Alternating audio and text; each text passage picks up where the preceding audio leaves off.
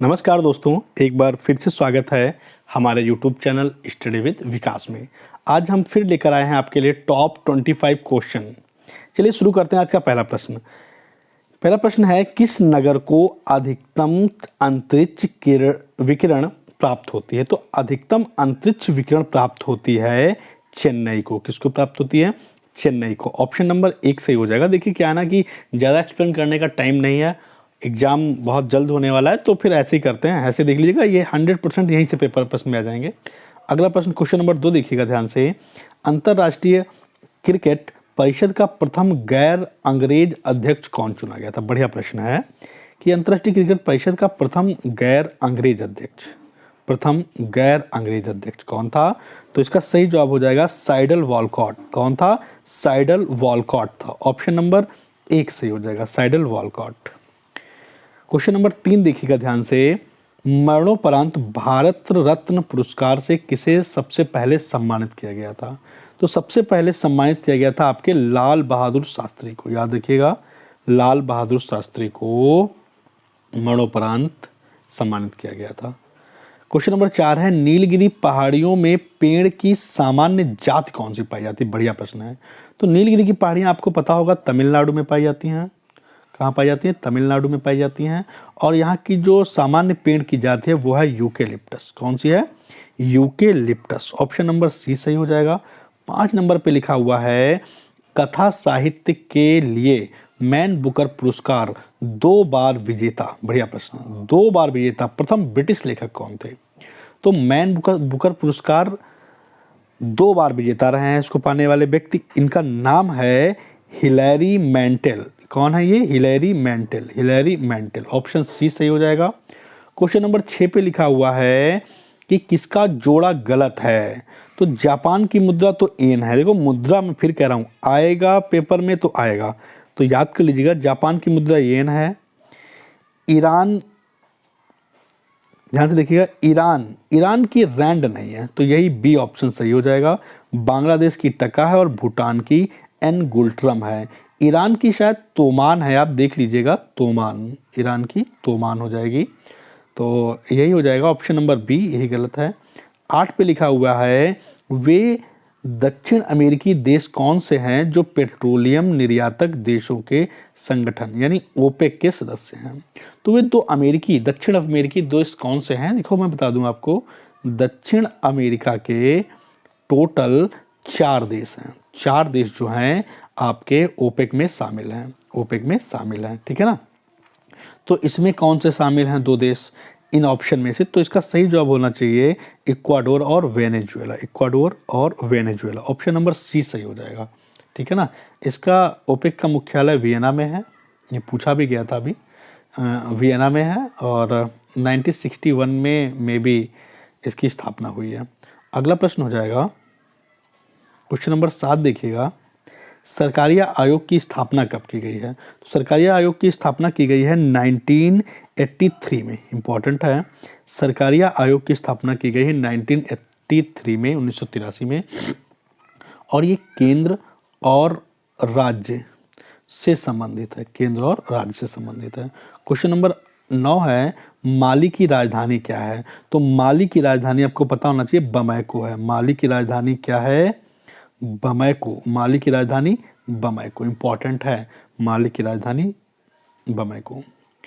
आपको बता दूं, आप हमारी पेड बैच से भी जुड़ सकते हैं। आपको मैं बता दूं, अगर आप हमारा पेड बैच पढ़ना चाहते हैं, इसकी फ़ीस बहुत कम रखी गई है, और आपको अगर जीएस तैयार करनी है, चाहे आप सुपर टेट के एस्पायरेंट्स हों, सुपर टेट पढ़ने के इच्छुक हों, या फिर एसएससी, या फिर आप एसएससी जीडी, या आप आरओ, एआरओ, यानी जिस भी एग्ज़ाम्स में जीके आती है, अगर आपको पढ़ना है तो आपको मैं लो लेवल से हाई लेवल तक अपने बैच में पढ़ाता हूँ।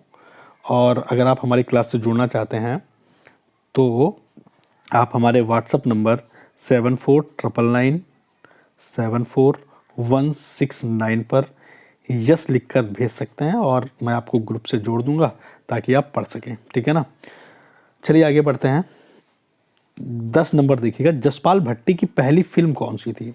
तो जसपाल भट्टी की पहली फिल्म थी माहौल ठीक है भाई, माहौल ठीक है। ऑप्शन नंबर बी सही हो जाएगा। 11 पे लिखा हुआ है ऑपरेशन फ्लड कार्यक्रम किस पर केंद्रित था? तो ऑपरेशन फ्लड आपको पता होना चाहिए, दुग्ध उत्पादन बढ़ाने पर, दुग्ध उत्पादन बढ़ाने पर। 12 नंबर हो जाएगा, किसी सिंचाई परियोजना के अंतर्गत कृषि कार्य कमान क्षेत्र आने पर उसकी मुख्य परियोजना में वर्गीकृत किया जाता है। तो इसका सही जवाब होना चाहिए ऑप्शन नंबर 10,000 हेक्टेयर से अधिक। तो 10,000 हेक्टेयर से अधिक कृषि योग्य कमान क्षेत्र आने पर मुख्य परियोजना में जोड़ लिया जाता है। क्वेश्चन नंबर 13 ध्यान से देखिएगा कि उच्च शक्ति प्राप्ति राशि क्या होती है? उच्च शक्ति प्राप्त राशि क्या होती है? तो उच्च शक्ति राशि क्या होती है? सेंट्रल बैंक में बैंकों की परिरक्षित राशि, सेंट्रल बैंक में बैंकों की प्रारक्षित राशि।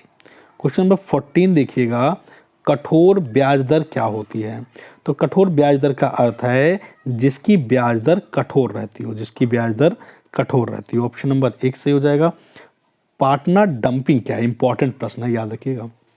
ये डंपिंग क्या है भाई? डंपिंग अक्सर बोलते हैं कि डंपिंग हो गया, तो इसका मतलब क्या है? इसका मतलब है विश्व बाजार में निरंतर कीमत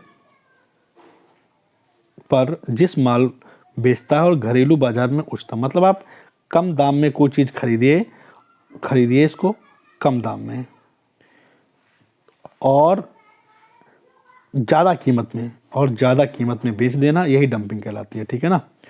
16 नंबर देखिएगा ध्यान से, कौन सा कार्य निर्वाचन आयोग का नहीं है? तो देखो यार, निर्वाचन आयोग जो है चिन्हों का आवंटन करती है, तारीखें तय करती है, निष्पक्षता बनाए रखती है, लेकिन वो उम्मीदवारों का चयन नहीं करती है। उम्मीदवार से मतलब क्या है? उम्मीदवार थोड़ी ना चयन करेगी। ऑप्शन नंबर डी हो जाएगा। अगला है क्वेश्चन नंबर 17 पे लिखा हुआ है, राज्य बुराई आवश्यक है। इंपॉर्टेंट प्रश्न है कि राज्य आवश्यक बुराई है, जो राज्य है वो आवश्यक बुराई है, इसका संबंध व्यक्तिवाद से है। किससे है? व्यक्तिवाद से है। ऑप्शन नंबर 1 सही हो जाएगा। 18 पे लिखा हुआ है, किसी सामान्य विधेयक पर राज्यसभा और लोकसभा के बीच गतिरोध आता है तो उसका समाधान कौन करेगा? अगर राज्यसभा और लोकसभा लड़ जाए, आपस में कोई समस्या बीच में आ जाए, तो इसका समाधान कौन करेगा? तो इसका समाधान संसद की संयुक्त सत्र करेगा, संसद का संयुक्त सत्र करेगा। ऑप्शन नंबर सी सही हो जाएगा। 19 नंबर पे लिखा हुआ है, क्या मार्क्सवाद से संबंधित नहीं है? तो मार्क्सवाद से संबंधित नहीं है बेशी मूल्य। ऑप्शन नंबर डी, बाकी सब हैं। 20 नंबर पे लिखा है, अनुच्छेद 324 का संबंध किससे है? अनुच्छेद 324 जो है मुख्य निर्वाचन आयुक्त की शक्तियां और कार्यालय, मुख्य निर्वाचन आयुक्त की शक्तियां और कार्यालय। क्वेश्चन नंबर 21 है, ध्यान से देखिएगा, लोधी वंश का संस्थापक कौन सा है? तो लोधी वंश का संस्थापक आपका है बहलोल लोधी। लोधी वंश का संस्थापक है।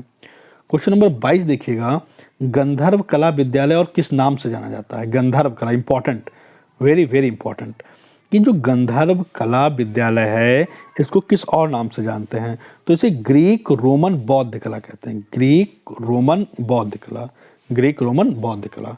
22 नंबर हो गया। 23 नंबर देख लीजिएगा, रूस की बोल्शेविक क्रांति निम्नलिखित में किसका प्रतीक है? तो रूस की जो बोल्शेविक क्रांति है किसका प्रतीक है? तो ये प्रतीक है आपका साम्यवादी शासन के आगमन का। ऑप्शन नंबर 1 सही हो जाएगा। और 24 पे है, स्वतंत्रता युद्ध में अमेरिकियों के विरुद्ध ब्रिटिश सेना का कौन सा कमांडर जनरल भारत का पहला गवर्नर जनरल बना? सबको पता है यार, भारत का पहला governor general William Bentinck. Option number B सही हो जाएगा। और 25 पे लिखा हुआ है, All Indian Trade Union Congress का प्रथम अध्यक्ष कौन था? बढ़िया प्रश्न। तो All Indian Trade Union Congress का पहला अध्यक्ष था तुम्हारा Lala Lajpat Rai. Option number C हो जाएगा। आज का मेरा आपसे एक प्रश्न है, आप मुझे बताइए, अल्लाह रखा का संबंध किस वाद्य यंत्र से है? इसका जवाब कमेंट बॉक्स में बताइएगा कि अल्लाह रखा किस वाद्य यंत्र से संबंधित है। तो ठीक है, फिर आज का काम इतना ही रहेगा, मिलते हैं नेक्स्ट वीडियो में, तब तक के लिए गुड बाय।